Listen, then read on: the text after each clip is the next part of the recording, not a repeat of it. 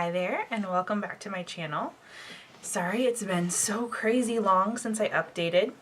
I believe my last update was, or bump date, was, I don't know, it was a long time ago. I would think I was I was about 6 weeks pregnant at that time, after doing IVF, frozen transfer.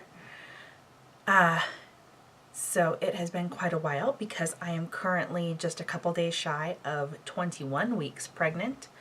I had intended to do updates frequently. My plan had been to do it every 2 weeks. But shortly after my 3 to 6 week update, I was hit with morning sickness like I had never imagined. And I just had no energy.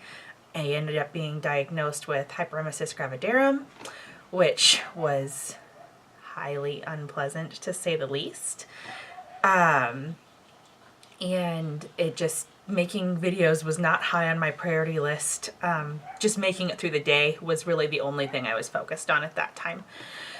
So I just wanted to give you a quick update of everything that has happened over the last a lot of weeks. I have a couple notes that I've taken for every week, what my symptoms were during that week, and I'll go ahead and try to insert pictures of what my bump looked like, if you could even tell, of what my bump looked like each week, and then I'll show you what my bump looks like now. It's not huge yet. I'm almost 21 weeks now, and my bump seems to be a lot smaller than most of my other pregnant friends at this time, but I'm sure we'll catch up at some point. I'm also carrying super low, which I think affects how my bump looks, as opposed to other people who are carrying higher, then it's a little more prominent. I think at this point I still look like maybe I just ate a really big meal a couple times, but we'll go ahead and jump right in to how things have been going for the last couple months. So for week 7, I was experiencing nausea. That's when my morning sickness started, and it didn't start out terrible. I wasn't puking at that point, but it was horribly nauseous. Nauseous in a different way than I'd ever been before in my life. I couldn't it started out not so bad, I guess, but then the farther along I would get, when we get into like week 8 and week 9, I literally wasn't able to open my mouth to even talk without heaving. It was really rough. But so at week 7, I had nausea, bloating, constipation. I was having mood swings, and that was really hard for my poor husband because he is such a sweet man, and I was not feeling very sweet that week. I was having food aversions, and by that I should mean that all food was an aversion. I didn't feel like eating at all. Nothing sounded good. I think I was still able to eat apples, and occasionally I could manage to eat oops all berries, which I know is super healthy. But at that point I was just focused, like, if I can eat something, that's probably better than eating nothing. And so I was eating apples and oops all berries when I could manage to eat anything at all. Everything else made me feel like I was going to vomit. At that point, that was 7 weeks, I had lost 5 pounds from my pre-pregnancy weight. I lose a lot more over the course of the weeks after that. But we also had our first ultrasound that week, and that was the best. We got to see the baby. We just got to see the fetal pole at that time, but we also got to see the heartbeat. And the heartbeat at that time, I think it was technically at 6 weeks, 5 days, the heartbeat was 156, and my doctor said that everything looked great. My reproductive endocrinologist said everything looked great. Sorry, I have the hiccups. Evidently that's a pregnancy symptom that people get. I get them a lot. It's really inconvenient. Either way, we graduated our fertility clinic that week, and that was seriously, it was such a good feeling to feel like things were really going on the right path, that she felt like I could graduate at that point. So moving on to week 8. In week 8 of pregnancy, morning sickness was still going on. I had intense fatigue. I would have to take about every day. I had to take at least 1 2-hour nap. And then I would also go to bed early and sleep for at least 8 to 9 hours. I was still having lots of bloating at that time, even though I wasn't really eating. Between weeks 7 and week 11, I don't think I probably ate more than at most 300 calories a day, just because I couldn't convince myself to open my mouth. I just felt so sick. And then a lot of times it would come back up, even if I did try to eat. It was rough. Thankfully, I guess, I was overweight to start with. So even though it was unpleasant, it wasn't as bad as if I had been a lot thinner. I had some excess weight to pull from. But at that point, I had lost 7 pounds from my pre-pregnancy weight. We had an OBGYN appointment that week as well. So that was very exciting. We got to we didn't get to meet with my OBGYN at that point. We got to meet with a nurse practitioner because my OBGYN is actually booked really far in advance. She has a lot of patients. And so because my reproductive endocrinologist had said that she would let me graduate, but only if I was able to see my OBGYN the very next week or within the week and a half. And so I was able to get into my doctor's office, but not to actually see my doctor until the next appointment. But I was able to see a nurse practitioner. We got to see the baby again that week. He looked more like a baby, and that was just crazy. I don't know. I guess you hear so many things about what the baby looks like at only 8 weeks. And I mean, you could tell. I could see his head and his body, and he looked like a little baby. And I guess it just blew my mind, like he's really in there. So at that point, his heartbeat was 181. Things were going really well, other than, me feeling horrible and having to nap for so long every day. At that point, the nurse practitioner prescribed me Diclegis to see if that would help with my morning sickness. It did literally nothing. It did not help me in any way. I know that it helps a lot of people. I think it helps up to 60% of people, but I guess I was just in the unlucky 40% that it did not do anything for. In week 9, morning sickness continued. I lost another pound, so at that point I was down 8 pounds from my pre-pregnancy weight. Every food was an aversion. I was able to eat apples and oops all berries, and that's about it. Didn't really have any other updates from week 9. Just felt horribly sick, and my energy was completely out the window. When you go that long without really eating and you're pregnant and you have that kind of exhaustion, I don't know. I was just really tired. I was just barely functioning. Next was week 10, still having the morning sickness. I lost another pound. So we were down 9 pounds, but on a positive note, we had done the sneak peek blood test that week, and so that gave me a little bit of excitement. We got our test results back and had the most adorable cupcakes made to eat with my husband's family, and we had planned to have my whole family on a FaceTime call because they are all back in my hometown. Which is a couple-hour plane ride away. But my mom actually managed to fly in and completely surprise me, which was just amazing to get to see her and have her there for it. Either way, we found out we were having a little boy, and that was with about 99% accuracy, they said. So that was super exciting. I had actually been having dreams for a couple weeks that we were having a little boy, and so I felt like that's what it was, but there was no way to be sure until we had that blood test, and then I was feeling really great. So excited that we would be having a little baby boy in just a few more months. Week 11, we went ahead and announced publicly that we were pregnant, and that we were pregnant specifically through IVF. We went completely public with our infertility at that time, and that was really uplifting as well, to be able to tell people that we were having a baby, and to hopefully give some people hope that there is hope even in infertility.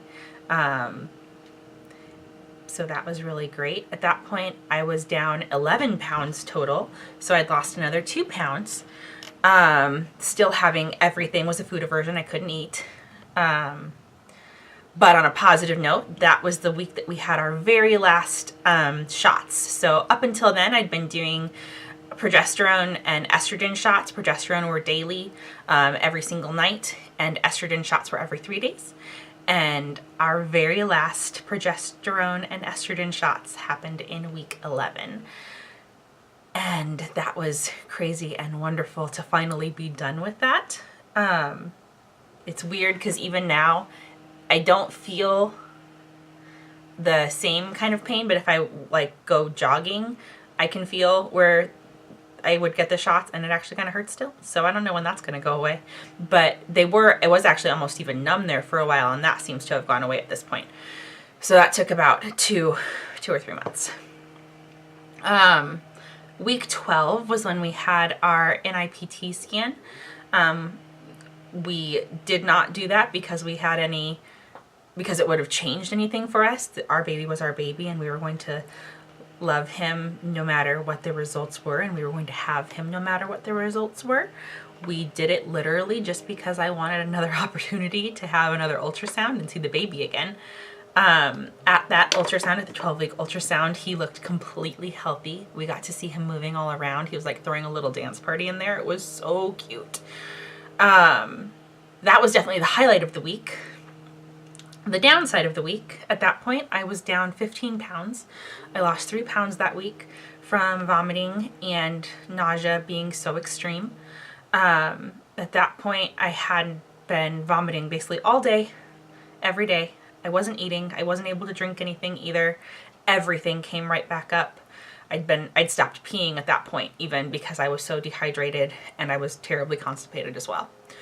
My doctor said I was going to need to go to the hospital to take care of it, and I begged her, is there anything we can do instead of me going to the hospital, because I don't want to do that.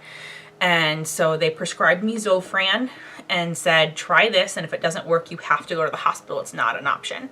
So I started taking Zofran, and I started taking it every 8 hours on the hour. And that worked for me, thankfully. It didn't make the nausea go away completely, but it made it so that I was able to eat and drink again and have a more manageable level of nausea. So that was an improvement.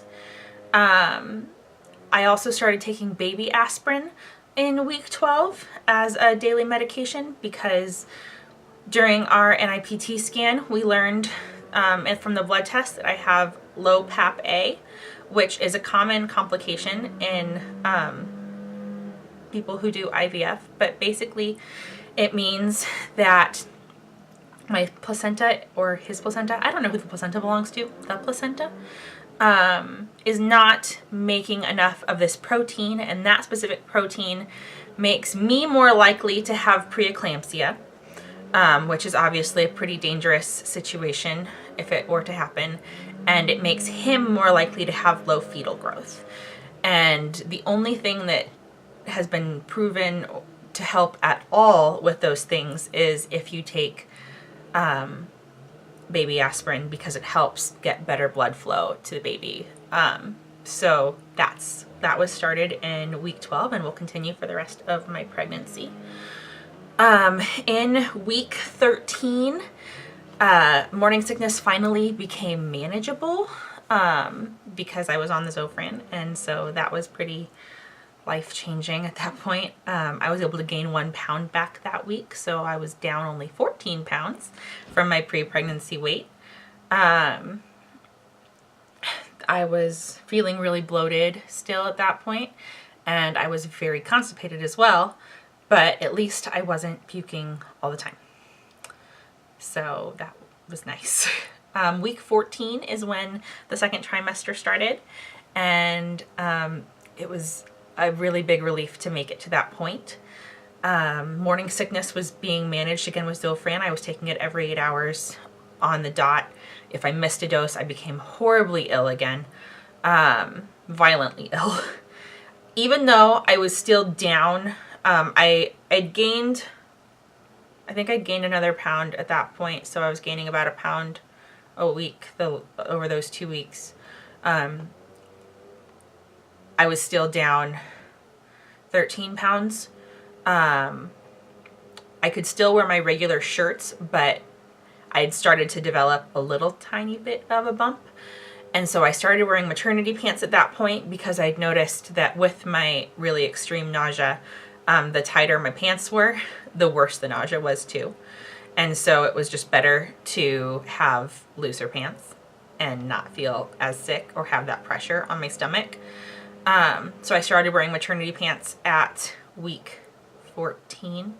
That's also when I think it was pretty clear where my bump was going to be sitting. Some people have a higher bump, some people have a lower bump. My bump is low. It's way, way down. Week 15 was pretty similar. I gained another pound. I had nausea and constipation. The constipation was definitely exacerbated by the Zofran. At that point, I started taking a laxative every 3 to 4 days because if I didn't, I would not have any bowel movements at all. With the laxative, I was able to have a bowel movement once every 3 or 4 days, which might be normal for some people, but for me, typically I'm like a once a day kind of person. And I was just becoming really uncomfortable and really backed up, and it was not any fun. Week 16, I didn't gain any weight. I was having nausea and constipation again. I was still on the Zofran daily, every 8 hours. But I did have my 16-week appointment that week. Yeah, with my OBGYN. And the doctor said the best words to me. She said that I have a healthy and well-established pregnancy at that point. And it was really emotional to hear that. I wasn't sure. There was a time when I wasn't sure if I'd ever get to hear those words.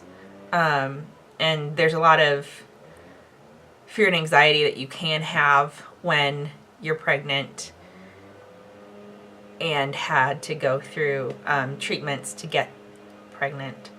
I wasn't sure we'd make it to that point. And then to hear those words and have her say that was just amazing. We got to hear his heart. Well, actually, I went to that appointment alone because I had actually felt pretty confident that things were going to go well. So I was okay. We heard his heartbeat. At that point, it was 152. We picked a name for our baby boy that week, but we are not announcing that at this time. But we have a name for him, and I call him it frequently, so hopefully I don't slip up. I'll have to edit it out. And then also in week 16, I think I felt the baby move for the first time. I wasn't 100% sure. I've heard it can be really difficult to differentiate between gas and your baby moving, especially at first. But particularly given that now I feel him move frequently, looking back, I'm almost positive that week 16 was the very first time I felt him move, but I only felt him move once that week. Moving on to week 17, I gained another pound. I was taking Zofran as needed at that point, so that was very exciting. I was only having to take it about once a day, just to be able to get through my day. And then if I could have most of the rest of the day be kind of relaxed or chill, then I wouldn't need it as much. But something that did change was that I started getting really bad headaches that week. So I was taking more naps because of headaches, because while people can typically take Tylenol for pain during pregnancy, I'm allergic to Tylenol. So I have to just suck it up. So I would take naps. My energy, though, was back to normal. And in week 17, we picked the paint for our nursery. In week 18, I gained another pound. I went to the Leaders Retreat for Moms in the Making, and that was the most amazing experience. Seriously, the best women that I've probably ever met. They're just so uplifting and inspiring. I love them all so much. I'm glad that we are friends now. That was a really much needed experience. Zofran was still as needed at that point. I was still probably taking it about once a day. But overall, I was feeling really good. In week 19, I gained another pound. We had our anatomy scan in week 19 as well, and we learned 100% we are definitely having a little boy. That was really exciting. We got to see all of his fingers and toes and his boy parts too. He is definitely a guy. And he just looked so healthy and perfect. He was a little camera shy and a little stubborn, which I'm not surprised about. His dad is too. But so they didn't get to see all of they needed to take pictures of his heart, and he was not having it and he would not move. So I had to go back. My anatomy scan was one day and my doctor's appointment was going to be a different day. So I had to go back in early on the day of my doctor's appointment just so they could get a picture of his heart that day. It looks perfect as well. He's just a little difficult, but that's okay. He's pretty cute. So while I was away at the Moms in the Making retreat, my husband also painted the nursery, which was so sweet. It's coming together a little bit, and that's really exciting. And at this point, I feel him move multiple times a day, and that's really exciting too. It's very, very, it's hard to explain, but it reminds me that he's in there and that he's doing okay, and I really enjoy that. Week 20, I gained another pound, so that's been great. I only have occasional morning sickness now, and I don't need to take the Zofran to handle it. It's just nausea, no more vomiting, just fairly extreme nausea when I have it, but it's not all the time. And I don't feel like I need to take the Zofran. I can usually just I can do traditional methods to handle it, like eat some crackers or something like that, and then I'll be okay. Another thing I've noticed this week, now we're caught up to now, is that I'm feeling more and more attached to the baby. I think I had a really hard time at first, just because you get so worried that things aren't going to go okay, and that, I don't know, I guess I was just worried that maybe I'd lose him or that something would go wrong. And it was subconscious. I wanted very much to feel attachment, but I just wasn't feeling that very much. And then that made my heart hurt because